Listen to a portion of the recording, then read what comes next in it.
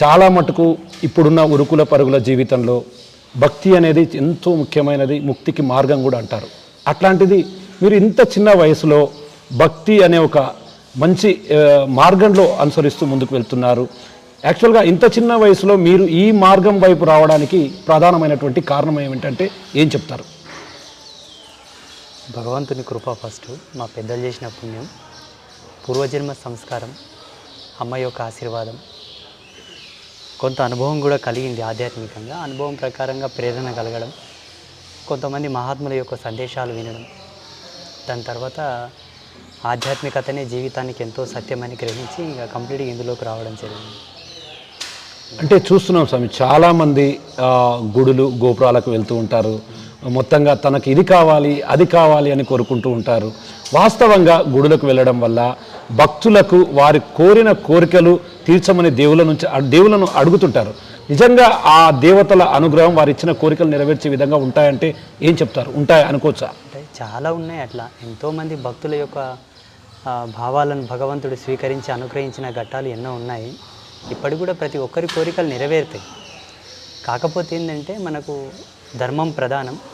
ఒక కంపెనీకి ఉద్యోగం పోయినప్పుడు మన అర్హతను ఎలా చూస్తారో, ధర్మశాస్త్రాలు చెప్పిన పద్ధతిగా జీవుడు కూడా అంత ధర్మయుక్తంగా ఉంటే భగవంతుని యొక్క అనుగ్రహం తొందరగా వస్తుంది. ఆ మాత్రం ధర్మంలో జీవుడు లేకపోతే కొంత నిదానం అవుతుంది. పుణ్యం వస్తుంది, అనుగ్రహం వస్తుంది. ఈయన కర్మఫలం ఎక్కువ ఉంటే కొంత నిదానం వస్తుంది. అంటే చాలామంది మనం సాధువులను చూస్తుంటాము, చాలామంది శివుడు, పరమేశ్వరుడు, విష్ణుమూర్తి, ఇట్లా అంటే రకరకాలుగా సాధువులు మేజర్గా ఒకవైపు పురుషులకు సంబంధించినటువంటి దైవాల అనుగ్రహాలు మాత్రమే పొందుతూ ఉంటారు. కానీ మీరు పరాశ్రీ ఆదిశక్తి మాత అనుగ్రహం పొందారు. మీకు ఎట్లా అనుగ్రహం ఎట్లా లభించింది? ఫస్ట్ ఆ మాత మీకు ఎప్పుడు మిమ్మల్ని అనుగ్రహించింది? నాకు పుట్టుకతోనే అమ్మవారు అంటే చాలా ఇష్టం. అమ్మవారి యొక్క లీలలు గాథలు బాగా వింటుంటే మా నాన్నమ్మ మా తాతోళ్ళు అందరూ చెప్తుండ్రి అమ్మవారి గురించి. మా పారంపరంగా కూడా నా అమ్మవారి యొక్క పూజారులే. ఇంకా అమ్మవారు అంటే బాగా అమితమైనటువంటి భక్తి ప్రేరణ ఉండడం వల్ల మా గురువుతోటి కూడా అమ్మవారికి సంబంధించిన విషయాలు తెలుసుకోవడం జరిగింది. ఇప్పుడు విష్ణుమూర్తి, శివుడు వేరే దేవుళ్ళని కాదు, కానీ జగతికి మూలం అమ్మవారే. మనము ఈ దేవుళ్ళను కొలుస్తాం.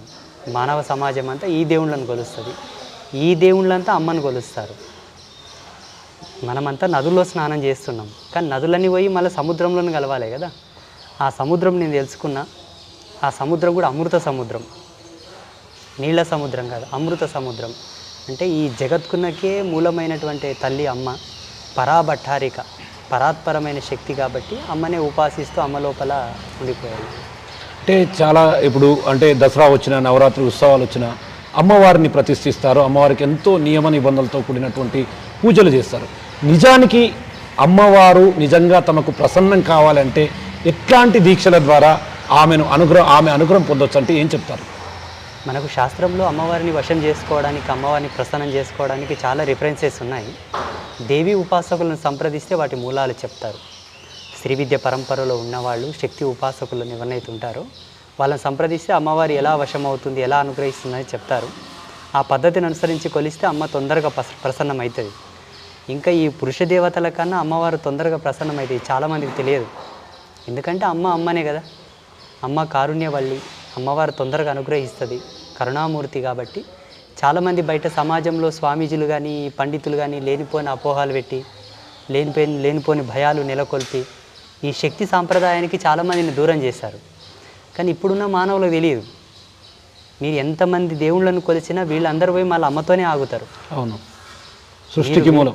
మీరు వీళ్ళని పట్టుకున్నా వీళ్ళందరూ పోయి మళ్ళీ ఆనే ఆగాలి, తప్పదు. అందుకే ఏకంగా అమ్మనే పట్టుకుంటే సర్వదేవతలను అనుగ్రహం వచ్చేస్తుంది కదా. ఎస్ స్వామి, మీరు అన్నట్టుగా నేను కూడా విన్నాను మీ గురించి. వాస్తవంగా మీరు ఇటువైపు ఆధ్యాత్మికం వైపు అడుగులేసినప్పుడు కావచ్చు, అప్పుడు క్షేత్రస్థాయిలో చాలా రకాలైనటువంటి సమస్యలు కూడా మీకు ఎదురై ఉంటాయి. ఎందుకంటే మొట్టమొదటగా మనని ఎవరు కూడా యాక్సెప్ట్ చేయరు. అంటే మీకు అప్పట్లో ఊరు నుంచి కావచ్చు, బయటి ప్రపంచం నుంచి కావచ్చు, ఎట్లాంటి ఒడిదుడుకులు వచ్చాయి, ఎట్లాంటి ఇబ్బందులు తలెత్తాయి? సర్వసామాన్యమేనండి. ఇప్పుడు ప్రపంచంలో ఉండే మహాత్ములందరూ కూడా సేమ్ నాలాంటి బయోడేటానే.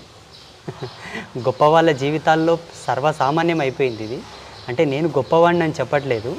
కాకపోతే ఏంటంటే సమాజంలో ఒక విధమైనటువంటి చూపు ఉంది. ఏమని, ఎవరన్నా కొంచెం ఆధ్యాత్మికంగా ఎదుగుతున్నారంటే అవతలకి ఏం అనుమానం వస్తుంది, ఈ అబ్బాయి ఏంటి చిన్నగా ఉన్నాడు, సరే చిన్న ఉన్నాడు పర్వాలేదు, చాలామంది బాలయోగులు ఉద్భవించారు, ఓకే అనుకుందాం. పరంపరానుగతంగా ఈయన వేషధారణ కొంచెం డిఫరెంట్ ఉంది, చీరలాగా కట్టుకున్నాడు, ఏంది ఇలా ఉన్నాడు అని పలు రకాల విమర్శలు చాలా వచ్చాయి. భగవతి కృపతో ఇప్పుడు కొంత అర్థం చేసుకుంటున్నారు అందరూ. మీలాంటి ఇప్పుడు సోషల్ మీడియా మాధ్యమంగా ఎన్నో విషయాలు తెలియపరచడం వలన చాలామంది అవగాహనకు వచ్చారు, ఇప్పుడు తెలుసుకుంటున్నారు. అది వరకు తెలియదు. ఇప్పుడు చూడగానే నన్ను చూస్తే ఏమనుకుంటారంటే ఈయన చీర కట్టుకున్నాడు అనుకుంటారు. ఇది ఏకవస్త్రం అని నేను ధరించిన ప్రతిదానికి ఒక అర్థం చెప్పడం వల్ల గ్రహించగలుగుతున్నారు ఇప్పుడు సమాజం అంతా కూడా.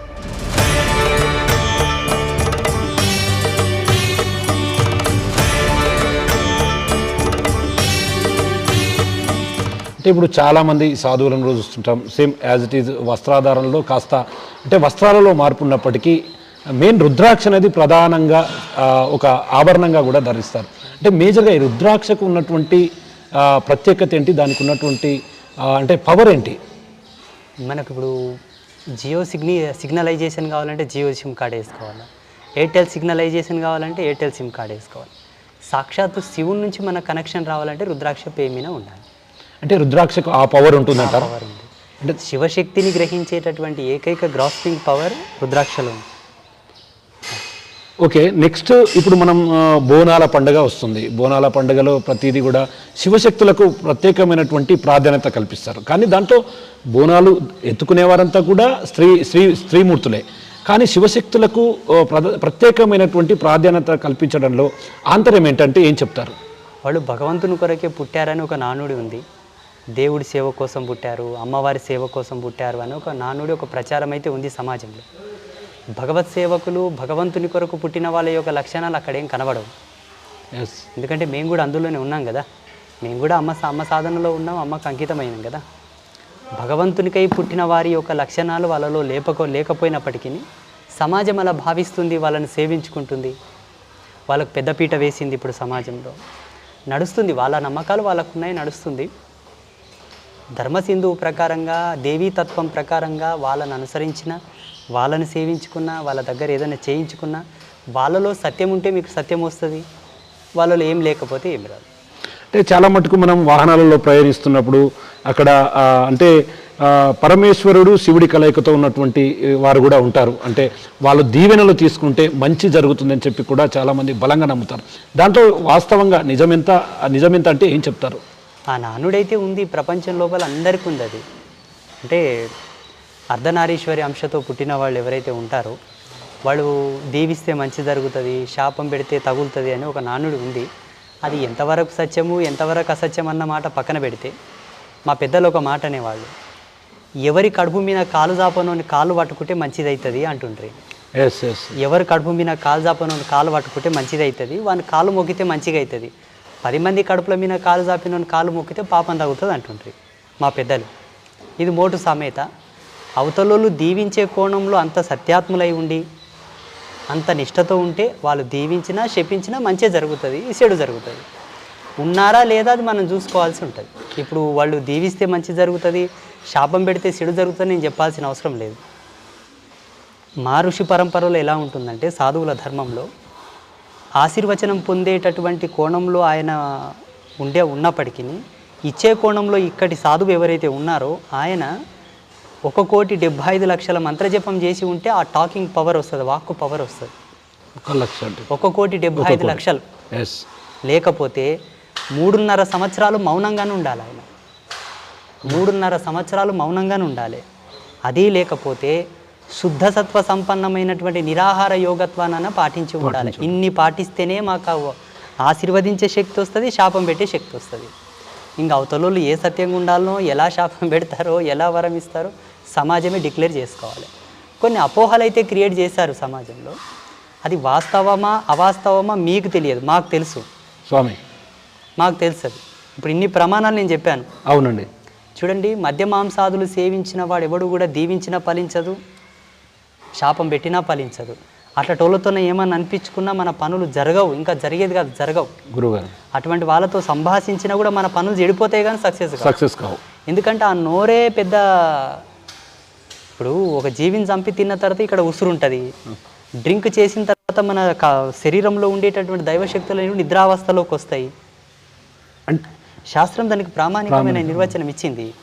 ఇప్పుడు ఎవరైతే మీరు అంటున్నటువంటి వాళ్ళు దీవిస్తారు శపిస్తారు అంటున్నారు కదా, వాళ్ళు ఏమి తినకుండా తాగకుండా తప్పుడు పనులు చేయకుండా నిరంతరం భగవంతా భగవంతా దేవా దేవా స్వామి అమ్మ అమ్మ అమ్మ అమ్మ అమ్మ అనుకుంటూ ఉండాలనుకోండి, వాళ్ళు ఏమంటే అది అవుతుంది.